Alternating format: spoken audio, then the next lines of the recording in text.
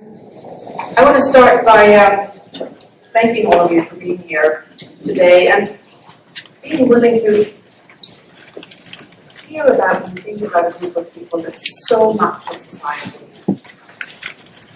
ignores or failures or neglects are more than 2 million. As David mentioned, I'm the Executive Director of Just Detention International. And JDI, as we call ourselves, we're a health and human rights organization committed specifically to ending sexual abuse in all forms of detention. So the basis for all of JDI's work is that when the government takes away someone's freedom, it takes on an absolute responsibility to keep that person safe. And that it really does not matter what crime someone may have committed. Rape is just never part of the penalty. And today, I'm going to speak very briefly about 3 things. Some of the basic dynamics of sexual abuse in detention, what we've accomplished so far in addressing the crisis, and also why it is that everybody in this room and all of us should really care about rape in prison. But before doing that, I want to introduce you through a very short film to one prisoner rape survivor and one advocate, both of whom are from California. There are quite a few different officers that an inmate has to check in with. And all those people, they all referred to me by my number. That advocate asked me what my name was. Because I'm not a thing. Because I'm a person with a name.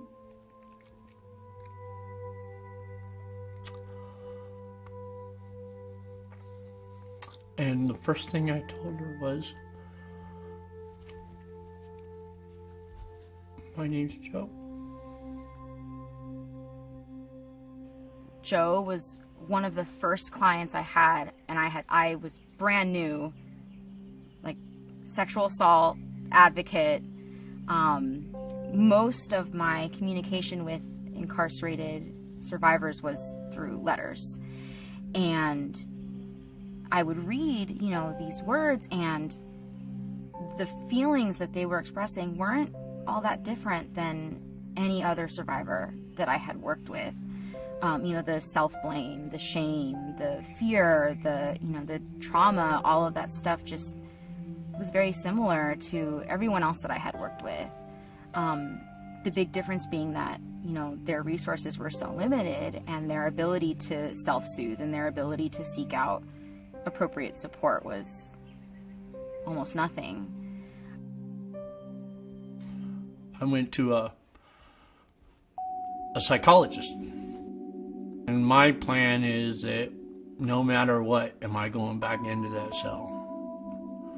Psych says, okay, we'll get you moved. So I leave the psych, and here come the cops. And he comes up to me and he tells me, he says, all right, let's go. I said, where are we going? He said, back to your cell. Put me in waist chains and put me back in the cell.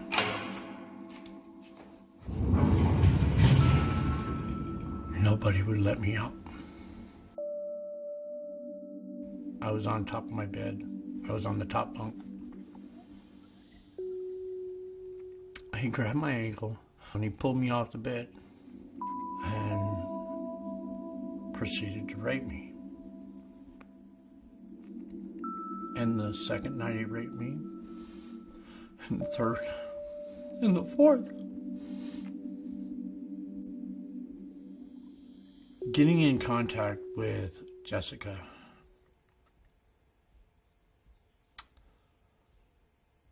saved my life. Some of the things that I would hear in the letters was just a lot of feeling isolated. And, with survivors who weren't incarcerated, they could just pick up the phone and call you know, we had a 24-hour crisis line. They could call whenever they, you know, felt like it. But with the incarcerated survivors, you know, their access to that communication was so limited.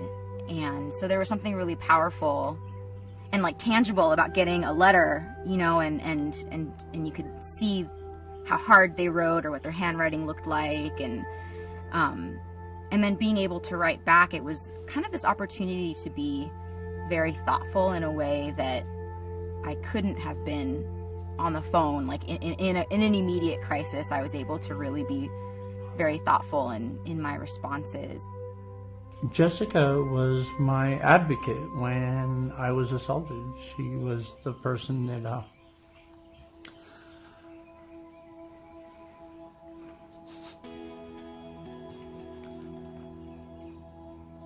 said it wasn't my fault. I meant it. That was a turning point for me. As soon as she told me, I know you've been raped, I knew, without a doubt, and she could have never said another word to me. At that point, I knew that I hadn't done this. After the assault, I had been treated like a number. And she asked me my name, and she touched my hand as a human being. And it really made a difference.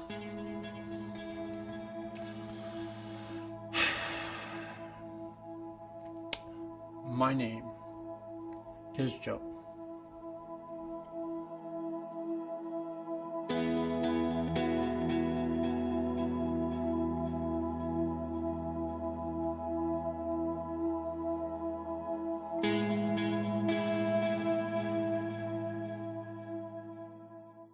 I think that this story of Joe and of Jessica's work with Joe, it really kind of clarifies that when we talk about 200,000 people, it's easy to just get numb. It's such a big number. But we're talking about real people, real human beings who are mothers and fathers and friends and who are part of our communities, and they're people who we all need to care about. So what are the basic dynamics of sexual abuse in detention? Most of the 200,000 people who are sexually assaulted in U.S. detention every year are abused more than once. Often, again and again and again. About half of the abuse is perpetrated by staff, by corrections officials whose very job it is to keep inmates safe and whose salary we pay with our taxes. One such inmate is Frank.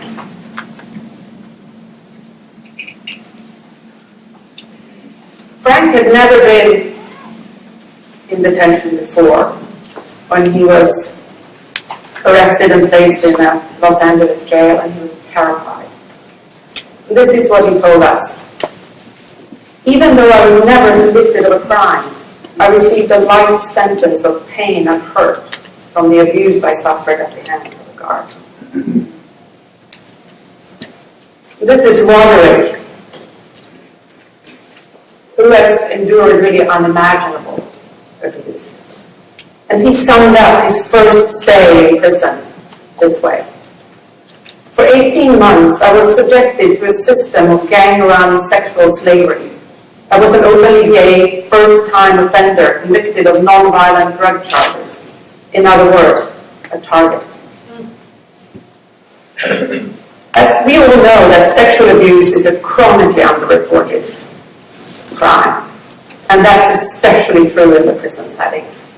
In men's prisons, and about 93% of all U.S. prisoners are men, the code of silence is profound and is directly linked to homophobia and misogyny and the celebration of hypermasculinity. And basically to snitch, to admit that you've been raped, that you've been turned out or turned into a woman, as it's often described among inmates, really places you at the bottom rung of the inmate hierarchy. And sets you up for further assault, makes you fair game for others to also abuse you. Rape survivors are often also silent because they're traumatized and humiliated. And quite frankly, they don't expect staff to help them anyway, especially not if it's a staff member who committed the abuse. This is Marilyn, who I've known for years. Marilyn was raped by a prison official while one of his colleagues stood guard. And here's what she told me. I can still remember him whispering in my ear during the rape. Do you think you're the only one? Don't even think of telling, because it's your word against mine, and you will lose. Who do you think they'll believe? An inmate or a fine, upstanding officer like me?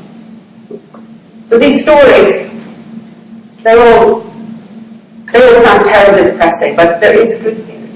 And the good news is that sexual abuse in detention is absolutely preventable. There are prisons in the United States today where inmates are safe. There are entire countries where prisoner rape is almost unheard of. Clearly, this is not inherent to prison life.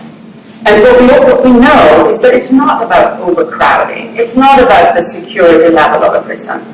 It's about the quality of a prison's leaders.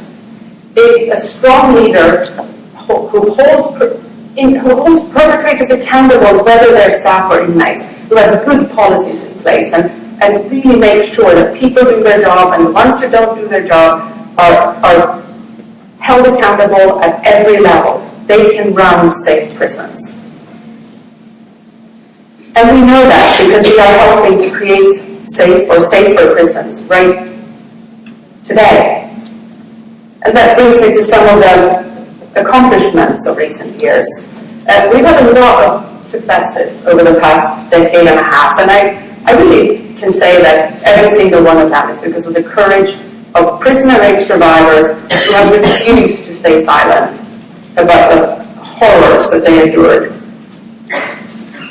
It was a letter from a survivor to a member of Congress that triggered one of our main accomplishments, which was the passage of the Prison Rape Elimination Act, or PREA, which I know many of you know about. PREA was the result of a really deliberate, strategic, difficult advocacy campaign.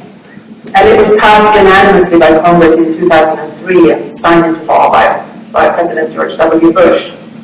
And since the passage of PREA, we've seen a really tremendous shift in how we deal with sexual abuse and detention in this country. A decade ago, corrections officials would tell me and would tell all of us at JDI that we were just shrill advocates. This is not really a problem. That sexual abuse and detention, it was just one of those rare occurrences of some bad apple guards or degenerate convicts, or perhaps just a cultural delusion, as one corrections official put it. But now, officials, they want to talk about how to solve the problem, and they need our help, and they want our help. 5 years ago, there was still no clear framework for how to address sexual abuse and detention. And now we have binding national standards that specifically spell out how to prevent this kind of violence. Tens of thousands of staff members are trained every year, and hundreds of thousands of inmates receive education every year while inside on their right to stay safe and what to do if they aren't. But despite all of that, we all know that prisons are still dangerous, and many prisoners are still raped every single day. We need culture change for that to really shift. And in order to stimulate that culture change, we need to believe that the prisoners should be safe and demand that they are safe. And that really leads me to my last point. Sorry, I'm looking this way because I feel like the microphone is kind of fading if I turn my head. I'm not trying to ignore that side of the room. So why should we care?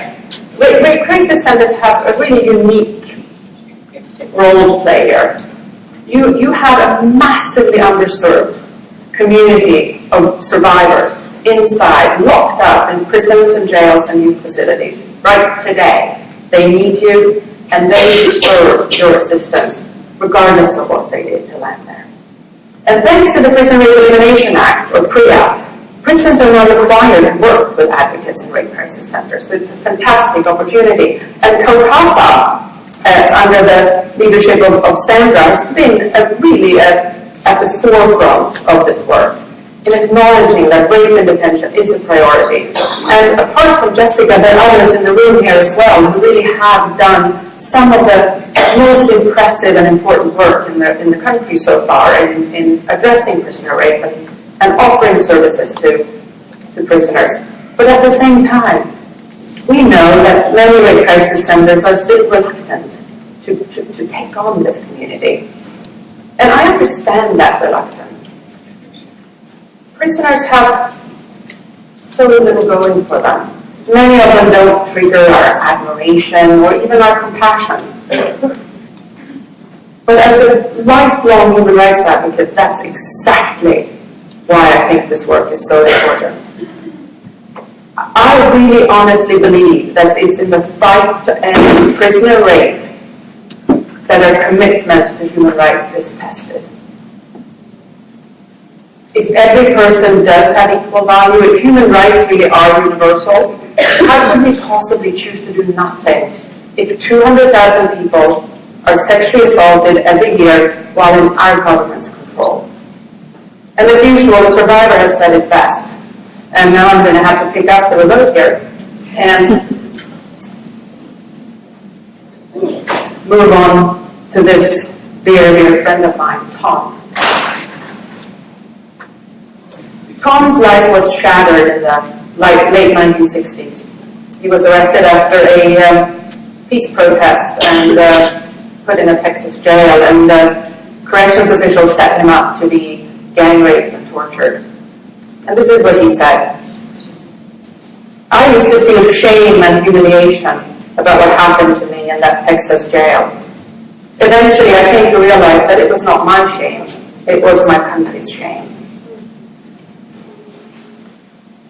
So for Joe, and for Frank, and Roderick, and Marilyn, and Tom, and for all the 200,000 people who are assaulted every year while inside a U.S. corrections facility, I really ask all of you to not only include prisoners in your work, but to make them a top priority. Thank you.